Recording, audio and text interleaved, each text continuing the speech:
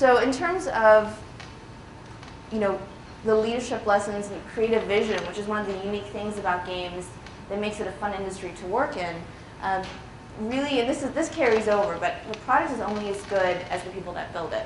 One of the things that allowed us to finish the product on time was the fact that we had an amazing team.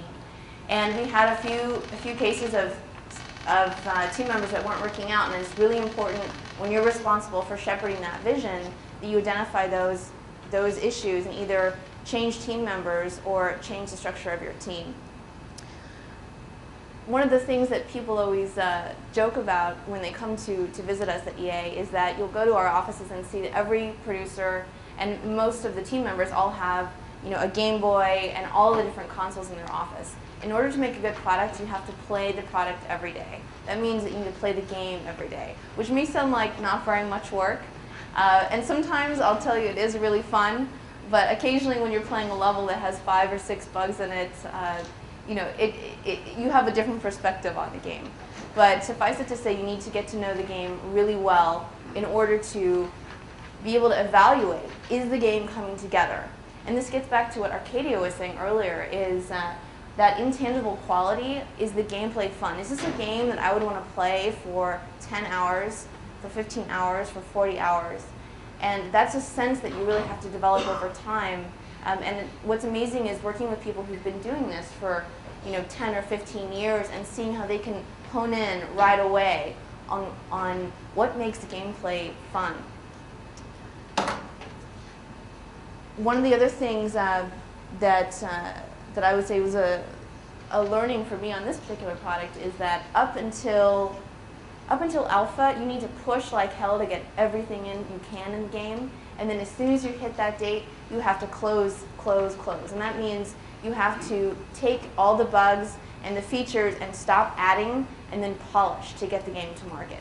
And one of the things you'll see in the game industry is that some producers are really, really great about thinking what they want in the product, and some producers are really great about closing to get the product to market.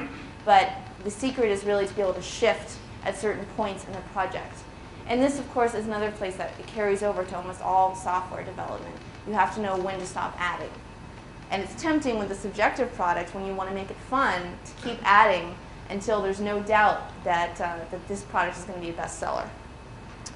I've already mentioned the importance of getting it in front of the customer. And the last thing is, and this particularly I think is important to producers, when it's your vision, it's very hard to stop adding. It's very hard to accept that you can't make the game perfect.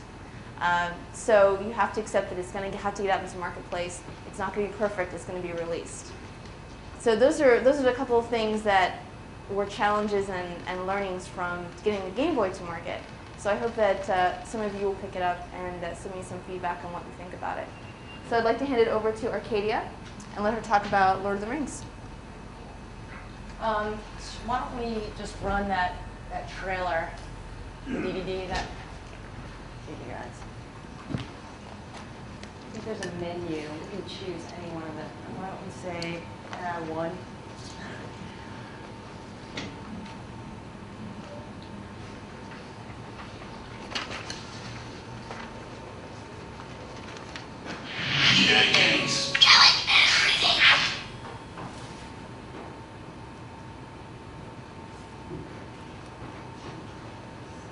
The quest stands upon the edge of a knife. Stray but a little, and it will fail to the ruin